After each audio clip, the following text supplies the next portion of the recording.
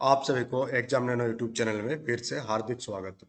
आज के सेशन में हम लोग भारत का भूगोल यानी कि फिजियोग्राफी ऑफ इंडिया टॉपिक पर लगभग 50 क्वेश्चंस हम लोग डिस्कस करेंगे। इस टॉपिक पर आपको लगभग 500 क्वेश्चंस हम लोग सॉल्व कराएंगे, जिसमें हम लोग पार्ट वाइज सॉल्व कराएंगे। जैसे आज के सेशन में आपको 50 क्वेश्चन देखने को मिलेगा, नेक्स्ट सेशन में उसी टाइप से 50 क्वेश्चन। और क्वेश्चन का जो लेवल रहेगा वो बेसिक टू एडवांस लेवल का क्वेश्चन आपको देखने को मिलेगा, जो कि लेवल 1 वालों के लिए यानी कि पीआरटी वालों के लिए, 1 to 5 वालों के लिए, और साथ ही साथ लेवल 2 यानी कि 6 to 8 दोनों के लिए इक्विवेलेंट रूप से ही इंपॉर्टेंट और बहुत ही हेल्पफुल होगा आपके एग्जाम में प्रिपरेशन के लिए। तो चलिए हम लोग सेशन की शुरुआत करते हैं। तो आज का सेशन का सबसे पहला क्वेश्चन आपसे पूछा जा रहा है कि भारत की सबसे ऊंची चोटी कौन सी है। यहाँ पर बहुत ही ध्यान से आप पढ़ेंगे। यहाँ पूछा जा रहा है भारत की। यहाँ पर बहुत विद्यार्थी ऐसे होंगे जो सीधा आंसर लगाएंगे माउंट एवरेस्ट को, बट यहाँ पर आपका आंसर माउंट एवरेस्ट नहीं होगा। आंसर आपका क्या होगा? कंचनजंगा हो जाएगा। क्यों होगा? क्योंकि ये भारत का है और इसका ऊंचाई अगर हम लोग बात करें 8,611 मीटर इसकी ऊंचाई है। और माउंट एवरेस्ट जो है वो वर्ल्ड की हाईएस्ट चोटी है, वर्ल्ड का हाईएस्ट पीक है आपका। कौन सा? Mount Everest. तो आप इन दोनों में अंतर समझ के रखिएगा। बहुत कोई गलती से क्या कर देते हैं, माउंट एवरेस्ट आंसर टिक कर देते हैं और वो ये सोचते हैं कि माउंट एवरेस्ट जो है भारत में सिचुएटेड है, जबकि माउंट एवरेस्ट हिमालयन रेंज में है। बट ये आपका भारतीय एरिया में, इंडियन बॉर्डर एरिया में नहीं पड़ता है। जबकि कंचनजंगा जो कि वर्ल्ड का सेकंड हाईएस्ट है, ये कौन सा? वर्ल्ड का सेकंड हाईएस्ट है आपका। और वर्ल्ड का फर्स्ट हाईएस्ट कौन सा हो गया? आपका माउंट एवरेस्ट हो गया, जिसकी अगर हम लोग ऊंचाई बात करें तो 8,848 मीटर, और कहीं कहीं पर आपको देखने को मिलेगा 8,850 मीटर के आसपास लिखा हुआ आपको देखने को मिल सकता है। तो कंचनजंगा, जिसे हम लोग K2 के नाम से भी जानते हैं, ये जो है आपका इंडिया की सबसे हाईएस्ट पीक है, जिसकी ऊंचाई जो है आपका 8,611 मीटर ऊंचाई है। तो क्वेश्चन नंबर 1 का जो आंसर हो जाएगा, ऑप्शन नंबर ए आपका बिल्कुल सही उत्तर हो जाएगा। Let's move to the next question. और नेक्स्ट क्वेश्चन आपसे पूछा जा रहा है कि सतलज सतलज नदी किस राज्य से होकर बहती है। ये क्वेश्चन बहुत बार एग्जाम में पूछा गया अभी तक कि सतलुज नदी जो है ये कौन सा स्टेट से होकर बहती है। और आप ज्योग्राफी सेक्शन में देखेंगे, जब आप अपवाह द्रोणी वाला ड्रेनेज सिस्टम वाला चैप्टर पढ़ेंगे, तो वहां पर आपको नदी के बारे में पढ़ना है, माउंटेन रेंज के बारे में पढ़ना है। तो इन सारे टॉपिक आपका इंक्लूड होगा। भले जैक आपको सिलेबस प्रोवाइड नहीं कराया है, बट जैक साफ साफ लिख दिया है कि आपका जो लेवल रहेगा इंटर और ग्रेजुएशन लेवल तक का क्वेश्चन आपसे पूछा जाएगा। तो टॉपिक जो इंटर लेवल में आप ज्योग्राफी का बुक उठाइएगा, एनसीईआरटी का या झारखंड का जो जेसीईआरटी का क्लास 8 9 तक का भी उठा लीजिएगा, तो वहां पर भी आपको देखने को मिलेगा ये सारे टॉपिक। और जेसीईआरटी क्लास 8 तक ही आता है, 1 to 8 तक। बाकी 9 से 12 तक झारखंड में भी एनसीईआरटी बुक ही चलती है। तो 1 to 5 वाले जो विद्यार्थी हुए जेसीईआरटी की किताब को भी एक बार देख लेंगे, सो दैट आपको टॉपिक के बारे में जानकारी प्राप्त हो जाए। क्योंकि अगर आप जेसीईआरटी के सोशल साइंस की किताब देखेंगे तो आपको झारखंड के टॉपिक भी आपको देखने को मिलेगा। तो आपको झारखंड का एसएसटी भी तैयारी करना है, सो दैट आप एग्जाम में जब वहाँ झारखंड से क्वेश्चन पूछ दिया जाए आपसे, तो आपका छूट ना जाए। तो इन सारे चीजों को आप ध्यान में रख करके तैयारी कीजिएगा। तो सतलुज नदी किस राज्य से होकर बहती है? तो सतलुज आपका पंजाब राज्य से होकर आपका बहती है। तो ऑप्शन नंबर ए आपका बिल्कुल सही उत्तर हो जाएगा। Move to the next question कि थार मरुस्थल किस राज्य में स्थित है। ये क्वेश्चन का आंसर आप लोग सभी दे सकते हैं कि थार मरुस्थल जो है वो कौन सा स्टेट में सिचुएटेड है। तो ये अपना जो राजस्थान है वहां पर सिचुएटेड है। बट ये ऑप्शन में कहीं पर राजस्थान आपको दिख रहा, ऑप्शन नंबर बी। तो राजस्थान में जो है आपका थार मरुस्थल जो है आपका सिचुएटेड है। Move to the question number 4 कि भारत के किस राज्य में काजीरंगा राष्ट्रीय उद्यान काजीरंगा राष्ट्रीय उद्यान भारत के किस राज्य में सिचुएटेड है, ये आपसे पूछा जा रहा है। 4 ऑप्शन आपके पास, पश्चिम बंगाल, असम, मणिपुर और त्रिपुरा। तो काजीरंगा राष्ट्रीय उद्यान जो है आपका कहाँ पर? आपका असम में सिचुएटेड है। और ये किस पशु के लिए फेमस है, ये कमेंट बॉक्स में कमेंट करके आप लोग बताएंगे कि काजीरंगा राष्ट्रीय उद्यान किस जानवर के लिए आपका फेमस है। Move to the question number 5। Question number 5 आपसे पूछा जा रहा कि नर्मदा नदी का उद्गम स्थल कौन सा है। नर्मदा नदी का उद्गम स्थल जो है आपका अमरकंटक नर्मदा नदी का उद्गम स्थल है। अगर आप जेटेट का तैयारी करते हैं तो आप जेटेट के तैयारी के लिए आप एग्जामिनर एप्लीकेशन को डाउनलोड कर लीजिएगा प्ले स्टोर से। वहाँ सारे बैचेस अवेलेबल है, पेपर 1 का, पेपर 2 का। पेपर 2 का दोनों आपका अवेलेबल है, साइंस, सोशल साइंस, और आपका कॉम्बो बैचेस भी अवेलेबल है। तो ये सारे नोट्स और टेस्ट सीरीज जो है आपको एप्लीकेशन के थ्रू ही आप एक्सेस कर सकते हैं। तो आप एप्लीकेशन को डाउनलोड कर लीजिएगा। साथ ही साथ टेलीग्राम चैनल को भी ज्वाइन कर लीजिएगा, क्योंकि बहुत बार वीडियो बनाने का टाइम नहीं मिलता है, तो वहीं पर हम जो है अपडेट डाल देते हैं। तो क्वेश्चन नंबर 5 का आंसर जो हो जाएगा आपका अमरकंटक सही आंसर हो जाएगा। किसके लिए? नर्मदा नदी का उद्गम स्थल। Move to the question number 6। और क्वेश्चन नंबर 6 आपसे पूछा जा रहा है कि भारत का सबसे बड़ा पठार कौन सा है। तो भारत का सबसे बड़ा पठार जो है आपका द दक्कन प्लेट्यू, जिसे हम लोग दक्कन का पठार के नाम से जानते हैं, ये जो है सबसे बड़ा पठार है। और हम लोग का जो झारखंड है वो कौन सा पठार में सिचुएटेड है? वो आपका छोटा नागपुर पठार में सिचुएटेड है। Move to the question number 7। और क्वेश्चन नंबर 7 ये आपसे पूछा जा रहा है, हिमालय पर्वत की सबसे लंबी श्रेणी कौन सी है। ये सारे क्वेश्चन जो थ्योरी वाला पार्ट जब हिमालयन रेंज वाला क्लास हम लिए थे, तो वहां पर इन सारे चीजों के बारे में डिस्कस कर चुके हैं कि शिवालिक क्या होता है, हिमाद्री क्या होता है, धौलाधार, नीलगिरी। और यहाँ पर हम लोग सिर्फ और सिर्फ एमसीक्यू क्वेश्चंस को यहाँ डिस्कस कर रहे हैं। तो हिमालय पर्वत की सबसे लंबी श्रेणी जो है, सबसे लॉन्गेस्ट आपका सीरीज हिमालयन पर्वत का, वो है आपका हिमाद्री। कौन सा हो जाएगा? ऑप्शन नंबर सी आपका बिल्कुल सही उत्तर हो जाएगा। Move to the question number 8। और क्वेश्चन नंबर 8 आपसे पूछा जा रहा है कि कौन सी नदी बंगाल की खाड़ी में गिरती है। तो आप यहाँ ध्यान से देखेंगे तो आपको समझ में आएगा कि ये नर्मदा नदी बंगाल की खाड़ी में नहीं, अरब सागर में गिरती है। इसका लोकेशन से आपको पता चल जाएगा। उसके बाद आपका जो सिंधु नदी है, ये भी आपका ये भी आपका बंगाल की खाड़ी में नहीं गिरती है। तो यहाँ पर सिर्फ और सिर्फ एकमात्र ऑप्शन हो जाएगा गोदावरी, जिसे हम लोग दक्षिण के गंगा के नाम से जानते हैं। गोदावरी नदी को हम लोग और किस नाम से जानते हैं? दक्षिण की गंगा। जैसे उत्तरी गंगा में अपना गंगा नदी है, और दक्षिण की गंगा के नाम से हम लोग गोदावरी नदी को जानते हैं। तो गोदावरी नदी को हम लोग दक्षिण की गंगा नदी के नाम से भी जानते हैं। तो ऑप्शन नंबर बी जो है आपका बिल्कुल सही उत्तर हो जाएगा कि गोदावरी नदी आपका बंगाल की खाड़ी में गिरती है। Move to the next question. और नेक्स्ट आपसे पूछा जा रहा है कि झेलम नदी किस झील से निकलती है। तो झेलम नदी जो है आपका वुलर झील से निकलती है। कौन सा हो जाएगा? ऑप्शन नंबर ए आपका सही उत्तर हो जाएगा। झेलम नदी आपका वुलर झील से निकलती है। Move to the question number 10। और क्वेश्चन नंबर 10 बहुत ही आसान क्वेश्चन, मैक्सिमम लोग इसका आंसर दे सकते हैं कि कौन सा राज्य सबसे अधिक चाय उत्पादन के लिए प्रसिद्ध है। तो चाय उत्पादन के लिए सबसे प्रसिद्ध कौन है? असम स्टेट। असम का राजधानी आप लोग कमेंट बॉक्स में कमेंट करके बताएंगे कि असम का राजधानी कहाँ है। Move to the question number 11। और क्वेश्चन नंबर 11 आपसे पूछा जा रहा है कि भारत के पश्चिमी घाट को अन्य किस नाम से जाना जाता है। तो हम लोग देखे थे कि जो भारत का जो पूर्वी वाला इलाका है, जहाँ बंगाल की खाड़ी वाला साइड में आपका मिलता है कौन सा? पूर्वी घाट। इधर क्या है आपका? पूर्वी घाट है। और आप भारत के पश्चिमी साइड में जाएंगे, इधर साइड जिधर आपका अरब सागर है, उधर हम लोगों को क्या देखने को मिलता है? पश्चिमी घाट देखने को मिलता है। और ये दोनों ही एरिया आपका वनस्पति के मामले में काफी रिच है। तो भारत के पश्चिमी घाट को हम लोग और किस नाम से जानते हैं, ये आपसे पूछा जा रहा है। तो भारत के पश्चिमी घाट को हम लोग सह्याद्री के नाम से भी जानते हैं। पश्चिमी घाट को हम लोग किस नाम से जानते हैं? सह्याद्री इसका बिल्कुल सही उत्तर हो जाएगा। क्वेश्चन नंबर 12 की ओर मूव करेंगे हम लोग। और क्वेश्चन नंबर 12 आपसे पूछा जा रहा है यहाँ पर कि सतलुज नदी किस देश से निकलती है। तो सतलुज नदी का जो उद्गम स्थल है वो किस देश से, ये आपसे पूछा जा रहा है। तो सतलुज नदी का उद्गम जो है आपका तिब्बत के पठार, तिब्बत से होकर ये आपका निकलती है। सेशन अच्छा लग रहा है तो सेशन को लाइक कीजिएगा, शेयर कीजिएगा। साथ ही साथ अगर चैनल में नए हैं तो चैनल को सब्सक्राइब भी कर लीजिएगा। Move to the question number 13। और क्वेश्चन नंबर 13 आपसे पूछा जा रहा है यहाँ पर कि नर्मदा नदी किन दो पर्वतमालाओं के बीच बहती है। तो नर्मदा नदी जो है आपका दो पर्वतमालाओं के बीच बहती है। वो कौन कौन सा आपका? वो हो जाएगा आपका विंध्याचल और सतपुड़ा पर्वतमाला के बीच में। Move to the question number 14। और क्वेश्चन नंबर 14 आपसे पूछा जा रहा है कि भारत का सबसे बड़ा नदी द्वीप कौन सी है। और ये क्वेश्चन आपका केवीएस में भी पूछा जा चुका है, केवीएस पीआरटी में भी पूछा था ये क्वेश्चन। साथ ही साथ आपका आई थिंक टीजीटी वाला जो पेपर देख रहे थे वहां भी हमको देखने को मिला था।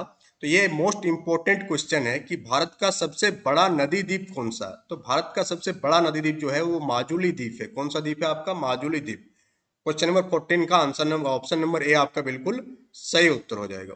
Move to the question number 15 कि कौन सा पहाड़ जो है आपका भारत के दक्षिणी सिरे पर स्थित है। एकदम दक्षिणी सिरे पर कौन सा पहाड़ सिचुएटेड है। तो नीलगिरी पहाड़ जो है एकदम भारत के दक्षिणी सिरे पर सिचुएटेड है। और साथ ही साथ पूर्वी घाट और पश्चिमी घाट जहां पर मिलती है वो पॉइंट भी कौन सा आपका? नीलगिरी पहाड़ी का ही एरिया है। तो आपका नीलगिरी क्या हो जाएगा? सही उत्तर हो जाएगा, जो कि आपका एकदम भारत के साउथेस्ट पॉइंट पर सिचुएटेड है ऐसा पहाड़। तो कौन सा हो जाएगा आपका? नीलगिरी पहाड़। Move to the question number 16। और क्वेश्चन नंबर 16 आपसे पूछा जा रहा है कि भारत का कौन सा क्षेत्र जो है चावल का कटोरा कहलाता है। तो चावल का कटोरा कौन सा क्षेत्र कहलाता है? क्वेश्चन नंबर 16 का जो आंसर हो जाएगा वो हो जाएगा आपका आंध्र प्रदेश को हम लोग क्या कहते हैं, चावल का कटोरा के नाम से जानते हैं। ऑप्शन नंबर सी आपका बिल्कुल सही उत्तर हो जाएगा, तटीय आंध्र प्रदेश। तटीय बोलने का मतलब जो समुद्र किनारे वाला पार्ट है। क्वेश्चन नंबर 17 आपसे पूछा जा रहा है कि सतपुड़ा पर्वत श्रृंखला कहां से कहां तक फैला हुआ है। इस टाइप के क्वेश्चन आपको देखने को मिलेगा कि विंध्याचल पर्वत श्रृंखला कहां से कहां तक फैला हुआ है, हिमालयन रेंज कहां से कहां तक फैला हुआ है। तो इस टाइप के क्वेश्चन को प्रैक्टिस कर लीजिएगा कि जो सतपुड़ा पर्वत श्रृंखला है ये आपका महाराष्ट्र से मध्य प्रदेश तक फैला हुआ है। कहां से कहां तक है, महाराष्ट्र से मध्य प्रदेश तक। Move to the question number 18। और क्वेश्चन नंबर 18 पूछा जा रहा है यहाँ से आपका कि कौन सा झील भारत में सबसे बड़ी खारे पानी का झील है। तो सबसे बड़ा खारे पानी का जो झील है वो आपका हो जाएगा चिल्का झील। चिल्का झील जो है भारत का सबसे बड़ा खारे पानी का झील है और ये मोस्ट इंपोर्टेंट क्वेश्चन है, ये एसएससी सीजीएल में एक बार पूछा गया था ये question. Move to the question number 19 कि भारतीय उपमहाद्वीप का सबसे बड़ा मरुस्थल कौन सा है। तो इसका आंसर आप लोग आसानी से दे सकते हैं क्योंकि अपना जो मरुस्थल है वो है थार मरुस्थल, और भारत का सबसे बड़ा मरुस्थल यही हो जाएगा, क्या हो जाएगा आपका, थार मरुस्थल जो है भारत का सबसे बड़ा मरुस्थल है। कालाहारी मरुस्थल ये आपका अफ्रीका हो जाएगा। कालाहारी मरुस्थल कहाँ सिचुएटेड है, अफ्रीका। सहारा मरुस्थल आई थिंक आपका जो अरेबियन वाला पार्ट है उधर सिचुएटेड है। गोबी का मरुस्थल आपका चाइना में सिचुएटेड है।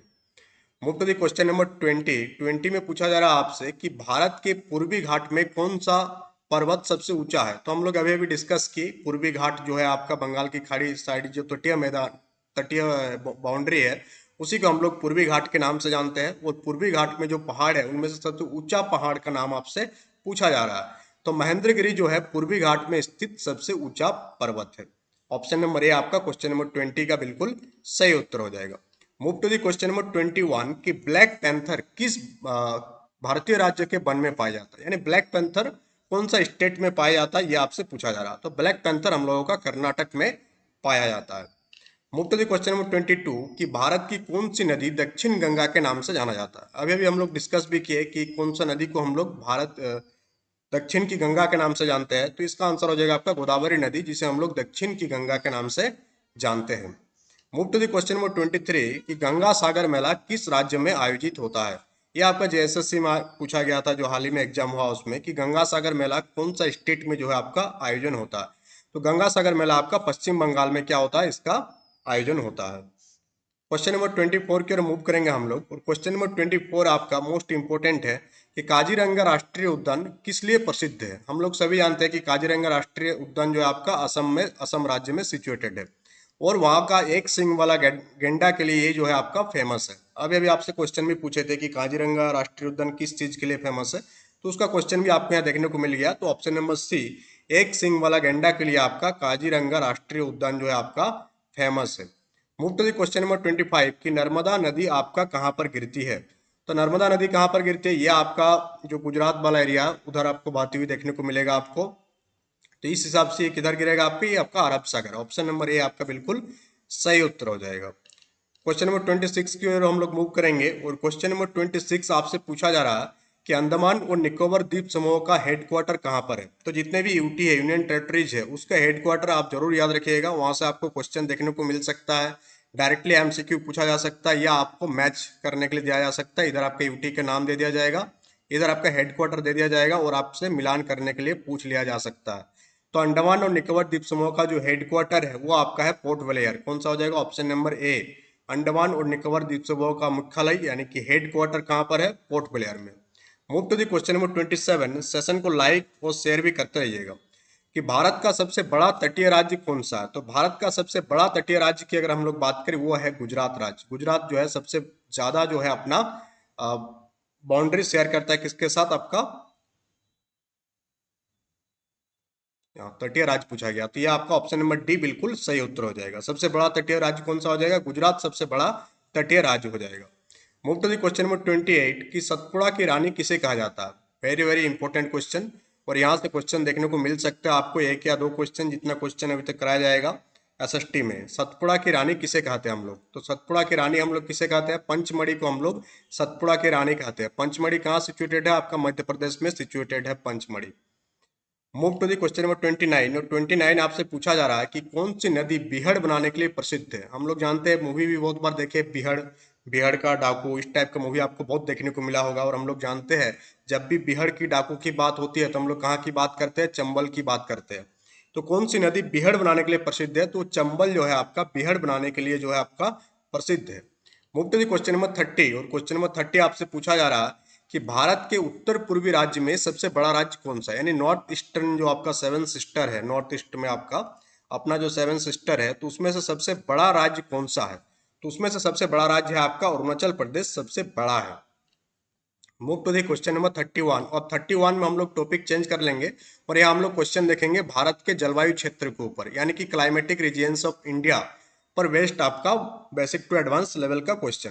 क्वेश्चन नंबर 31 आपसे पूछा जा रहा है कि भारत में कौन सा जलवायु क्षेत्र गर्म मरुस्थलीय कहलाता है, यानी कौन सा क्लाइमेटिक रीजियंस को हम लोग गर्म मरुस्थलीय के नाम से जानते हैं। तो आप यहाँ ध्यान से ऑप्शन को देखेंगे तो इसका आंसर बहुत ही इजीली आप कर सकते हैं। दक्कन का पठार उतना गर्म नहीं जितना आपका थार मरुस्थल गर्म है, पश्चिमी घाट तो गर्म है ही नहीं, गंगा के मैदान में उतना गर्म नहीं है जितना कि आपका थार मरुस्थल गर्म है।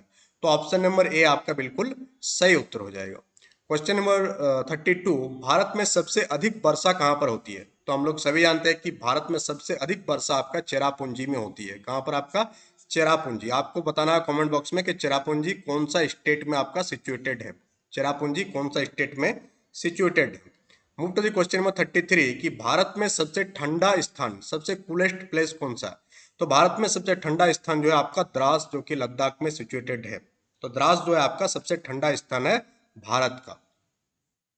Move to the question number 34, और 34 आपसे पूछा जा रहा है कि कौन सा राज्य सबसे अधिक मानसून बारिश प्राप्त करता है। तो मानसून जो बारिश होता तो कौन सा स्टेट सबसे ज्यादा आपका प्राप्त करता है, तो सबसे ज्यादा मानसून बारिश आपका केरल प्राप्त करता है। और हम लोग जानते हैं कि इंडिया में जो मानसून का प्रवेश होता है वो भी कौन सा स्टेट से होता है, केरल से ही स्टार्ट होता है।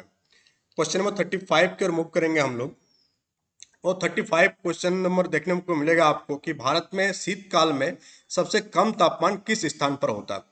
आप बहुत कोई सेशन देख रहे होंगे, आप बहुत कुछ सेशन जिसमें आपको सिर्फ और सिर्फ 50 क्वेश्चंस के लिए आपका 2-2 घंटा का टाइम आपको लग रहा होगा। आप बहुत सारे सेशन हम देखे कि जिसमें 50 क्वेश्चन को कराने के लिए 2-2 घंटा का टाइम लगाया जाता है। तो उतना टाइम बर्बाद करना, अगर आप करना चाहते हैं तो ये आपका इच्छा, आप कर सकते हैं, बट उतना टाइम क्वेश्चन आंसर के लिए आप मत बर्बाद कीजिए। उससे बढ़िया है कि आप कोई बुक खरीद लीजिए और बुक में आपको सारा क्वेश्चन देखने को मिल जाएगा। वहां पर आप 2 घंटा में आई थिंक आप 200 क्वेश्चन इजीली आप जो है रिवाइज कर सकते हैं। अगर आपको उस टाइप के सेशन मिल रहा है जहां पर डिस्कशन के साथ 2 घंटा लगाया जा रहा है तो ठीक है, बट वैसा भी सेशन देखने को मिल रहा है कि एक क्वेश्चन बताया जाता है, फिर 2 मिनट का लंबा चौड़ा भाषण दिया जाता है, फिर उसका आंसर बताया जाता है, फिर तीसरा क्वेश्चन आता है। तो उस टाइप के सेशन से आप दूर रहेंगे तो उतना ही आप बेहतर रहेंगे। आप सेशन का जो कॉस्ट बेनिफिट रेशियो होता है, एक CBR, कॉस्ट बेनिफिट रेशियो, कि हाँ अगर आप 2 घंटा दिए तो 2 घंटा में आपको कितना नॉलेज गेन हुआ, कितना नॉलेज आप प्रोसेस कर पाए, ये बहुत ही इंपॉर्टेंट रोल प्ले करता है आपके नॉलेज के इंक्रीज के लिए, आपका ज्ञान में वृद्धि के लिए। अगर आप 2-2 घंटा 4-4 घंटा एक एक टॉपिक पर दे रहे हैं और जब आप देख रहे हैं कि आप कितना आपको नॉलेज मिला उस टॉपिक से, जो कि आप इजीली 30 मिनट्स में उस टॉपिक को कवर कर सकते हैं, तो 1.5 घंटा आपका वहाँ बेकार गया।